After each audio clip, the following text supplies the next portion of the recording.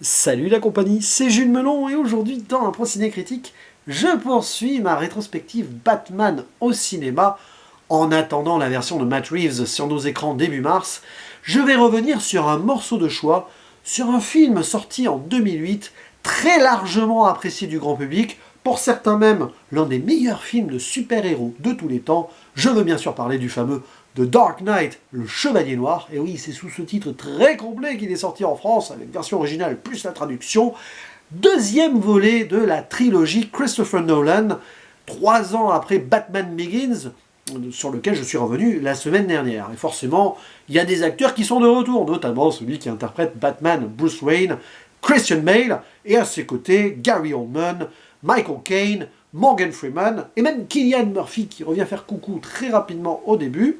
Mais il n'y a pas Katie Holmes, non, elle n'a pas rempilé, alors pourquoi? Soi-disant, elle avait un autre projet, d'autres pensent que Tom Cruise était jaloux. Mais en tout cas, elle est remplacée, parce que son personnage Rachel Dawes est toujours là, par Maggie Gyllenhaal, ou Gyllenhaal si vous préférez, bref, la sœur de Jake. Et il y a d'autres personnages, évidemment, dans cette suite, dont un charismatique qu'on n'oubliera jamais, le Joker, interprété avec brio par le regretté Heath Ledger, qui décédera peu de temps après, même avant la sortie du film, dans des circonstances qu'on connaît. Et voilà, bref, je vais y revenir un petit peu quand même. Mais il n'y a pas que lui, il y a également Aaron Eckhart, qui interprète Harvey Dent, alias Double Face, et ce n'est pas du tout le même que dans Batman Forever. Oh que non. Citons aussi la présence de Eric Roberts, et puis alors, dans des rôles plus secondaires, mais marquants quand même, William Fichtner, qui joue le directeur de la banque au début du film, et alors, bon, même si c'est presque un caméo, il y a également Tom Lester Jr., voilà, en prisonnier, qui était quand même le président du monde, hein, je crois, de la Terre, dans le 5e élément. Et oui, c'est le même acteur. Bon. Et donc les événements se déroulent peu après Batman Begins, où on le sait, hein, spoiler si vous n'avez pas vu le premier film, mais bon, vous l'avez vu forcément si vous êtes là. Certes, l'épouvantail donc a été arrêté, mais d'autres criminels ont été lâchés dans la nature, échappés de l'asile et tout, dont un qui est assez nocif, on va dire ça comme ça, pour Gotham City, un certain Joker, un gars qui se maquille et tout, qui a plein de sbires à lui, qui commet pas mal de casses à droite à gauche, et qui veut semer le chaos et l'anarchie donc dans la ville. Forcément, Batman va avoir mince affaire, clairement, et va affronter un ennemi hyper intelligent, puisque mené juste par cette obsession de la destruction, sans forcément avoir des idéaux autres. Donc ça rend ce méchant encore plus, on va dire, légendaire en un sens, puisque ça fait de cet ennemi pour Batman quelqu'un de difficile à gérer. Voilà. Pas manipulable, pas corruptible, c'est le Joker, quoi. Et en parallèle, quand même, nous allons avoir l'arrivée d'un nouveau procureur qui a le vent en poupe, Harvey Dent, qui est apprécié du peuple, qui va s'installer comme le chevalier blanc contre le crime, une sorte de... C'est drôle parce que double face, mais de face opposée de la même pièce d'un Batman qui est lui le chevalier noir, d'où le titre. Mais ils vont quand même travailler ensemble par le truchement du lieutenant devenu commissaire James Gordon.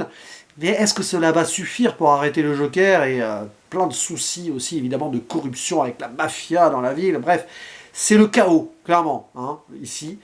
Mais on se retrouve avec un film profondément réaliste, et ça c'est la force de Nolan, parce qu'on peut le critiquer comme on veut, mais dans ses films, il met tout son cœur, et là, bon, sur certains effets qui ne sont pas des effets spéciaux, mais des effets d'explosion et tout, on voit vraiment que tout a été filmé en vrai. Alors, il y a eu des rajouts CGI, évidemment, clairement, tout a été tourné en IMAX, je crois, mais on se sent au cœur de l'action, et au-delà même du film de super-héros, ici, on a un véritable film de casse, avec beaucoup de braquage et tout, psychologique aussi, et film d'action. Ça va au-delà du genre de base, quoi. Et Batman est transcendé. Même si, clairement, il n'est pas... Enfin, je parle de l'origine, enfin, le personnage de Batman, dans toutes les histoires qu'il y a pu avoir au cinéma, ça va au-delà, parce que notre héros n'est pas vraiment au centre. Alors, vous allez me dire, ouais, c'est comme dans les Batman de Tim Burton. En un sens, oui. On se concentre plus sur l'ennemi, ici. Mais il y a une logique derrière, c'est qu'on a eu l'origin story avant de Batman. Donc ici, on le met face à une menace qu'on développe très bien, même si elle est un peu insaisissable. Il faut voir le caractère absolument total du Joker, dont on ne sait rien. origine mystérieuse, même ses cicatrices, il raconte toujours une histoire différente. C'est ça qui est fort, c'est que on ne connaît pas, on ne sait pas vraiment ce qu'il veut, à part tout détruire, oui, mais d'où il vient, pourquoi il en est là, et ça rend le personnage mais unique en son genre. Bref, Batman n'est peut-être plus le héros ici, d'autant plus qu'il a Harvey Dent qui, pour le peuple, est en train de devenir l'autre héros, mais ça rend le métrage d'une complexité psychologique extraordinaire, même si, après, quand tu le revois, bon, tu te dis que, oui, est-ce qu'il ne souffre pas un petit peu de sa réputation, ce film? J'ai envie de dire oui et non, parce qu'il mérite les éloges. Après, de là à dire que c'est le meilleur film de super-héros de tous les temps, le chef-d'œuvre de Nolan, peut-être, mais ça se défend en tout cas. Mais en tout cas, oui, c'est un grand film de ce genre-là, et même au-delà. D'autant plus que, bah oui, Heath Ledger. Alors, c'est sûr qu'on le voit, il a travaillé son rôle à fond. Il s'est peut-être mis psychologiquement en danger aussi, hein, c'est compliqué, voilà. Après, il a enchaîné les médicaments, il est mort d'une overdose, probablement pas un suicide, hein, parce qu'il avait plusieurs prescriptions et tout, mais bon, ça, je laisse cette histoire à celles et ceux qui en savent plus, parce que c'est pas forcément mon cas. Mais oui, il s'est tellement donné à fond, là qu'il est devenu Joker, et c'est absolument extraordinaire de le voir dans ce rôle-là, quand on connaît ses prestations dans d'autres films. C'était un acteur absolu, qui aurait certainement eu une énorme carrière par la suite, mais qui n'a pas supporté sûrement certaines choses, voilà, aussi de sa vie privée.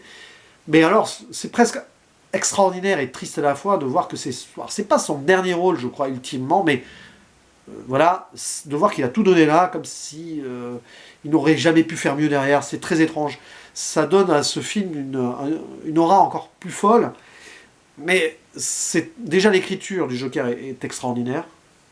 Et donc le duo, enfin l'antagonisme qu'il forme avec Batman est remarquable, et même avec Harvey Dent, à un moment, mais j'en dis pas plus sur l'évolution d'Harvey Dent, mais s'il devient double face, vous imaginez hein, ce qu'il peut y avoir. Le double est central dans la thématique, dans les thématiques du film ici, évidemment. Là où on avait vu Bruce Wayne et Batman, vous voyez la construction du super-héros derrière l'homme qui a eu ses peurs, la perte de ses parents et tout, dans le premier film, et ici, bah, il est face à quelqu'un qui est comme lui, sauf qu'on ne voit qu'une face obscure du Joker. Et c'est peut-être ça aussi qui perturbe le Batman par moment. Et puis Harvey Dent qui va aussi cultiver une sorte de double personnalité avec sa pièce qui n'a que des versions face d'ailleurs, d'où le double face aussi. Non, c'est un film richissime. Je ne vais pas l'analyser ici en fond, en large et en travers, en long et en large et en travers, sous forme de thématique psychologique et tout, parce que je pense que ça a été fait et refait partout. Puis là, je suis en impro ciné critique. Mais sur le ressenti, c'est mon 4e visionnage, je crois, 3e ou 4e. Je ne l'ai pas forcément beaucoup vu, en fait. C'est un film, forcément, qui se déguste. Tu ne vas pas le voir toutes les années. Pour moi, c'est ce genre de film qui se suffit tous les 3-4 ans, quoi. Et ce qui est fort, c'est qu'au niveau de la réalisation, Nolan t'imprègne de l'ambiance chaotique, presque dystopique d'un Gotham qui a bien changé. Bon, déjà, depuis l'enfance de Bruce Wayne, on le voit dans le premier film. Mais là, on sent qu'il n'y a presque aucune issue. Et la finalité du film, je n'en dis pas plus, parce qu'il y a quand même des enjeux, du drame, et une conclusion qui fait que est-ce que les gentils ont gagné ou pas? C'est beaucoup plus subtil que cela. Sur le plan psychologique, rien n'est moins sûr. Certes, la population, voilà, mais moi je trouve ça très fin, parce que ça te fait poser pas mal de questions sur jusqu'où on peut aller aussi, et on peut essayer de comprendre comment certaines personnes qui succombent ici au nihilisme, à l'envie de destruction, sans trop savoir pourquoi. On peut imaginer ce qu'on veut, on peut fantasmer n'importe quelle origin story de ce Joker, qui n'est pas celui qui a tué les parents de Bruce, hein, attention, parce qu'on le voit dans le premier film, ça n'a rien à voir. C'est génial, on ne sait même pas son nom, il n'y a rien sur cet homme. Et c'est encore plus fou. Ça renforce le mystère déjà de Batman à la base, bon peut-être, mais nous non, mais si vous, d'un point de vue extérieur, d'un habitant de Gotham City, oui, vous avez quand même deux personnes mystérieuses qui s'affrontent, mais il y a quelque chose qui touche au charisme ultime ici. Et puis bah, Nolan, il fait péter les choses en vrai, il y a des scènes qui sont cultes, celle de l'hôpital, voilà, où on voit le Joker déguisé en infirmière, qui est une scène improvisée qu'il ne fallait pas rater, clairement, parce que vous n'allez pas tout reconstruire pour tout redétruire derrière. Il y a des scènes de poursuite absolument folles avec le convoi, là. C'est du cinéma total, qui n'abuse pas des fonds verts, des CGI, et qu'on aurait du mal à refaire aujourd'hui. Quoique, finalement, avec Tenet, Nolan nous l'a refait il n'y a pas si longtemps que ça, avec l'avion qui rentre dans l'entrepôt et tout, c'était vrai aussi. Comme quoi, on peut critiquer Christopher Nolan, qui je sais a beaucoup de détracteurs, moi j'adore ce réal, mais il fait les choses avec cœur, sincérité, et il met la main à la pâte, et il fait péter les choses, quoi, en vrai, quoi, on se sent dans ces films. Bref, The Dark Knight, Le Chevalier Noir, est-ce que c'est le meilleur de la trilogie Nolan? Je vous le dirai la semaine prochaine en ayant revu The Dark Knight Rises. Est-ce que c'est le meilleur des Batman? Je préfère le deuxième, moi, Batman Returns, Batman le défi, mais clairement, oui, c'est probablement le deuxième meilleur. Hein. Voilà, je suis en train de dire que c'est le meilleur de la trilogie Nolan, peut-être. Mais j'attends de revoir le prochain, que je ne déteste pas de mémoire, mais il y aura des choses à dire, peut-être à redire. Bref, c'est tout ce que j'avais à dire, et c'est déjà pas mal, sur ce film qui a été, de toute façon, j'imagine, traité de partout. À vous la parole dans les commentaires, ça m'intéresse, pour qu'on débatte ensemble, et à la prochaine, ciao.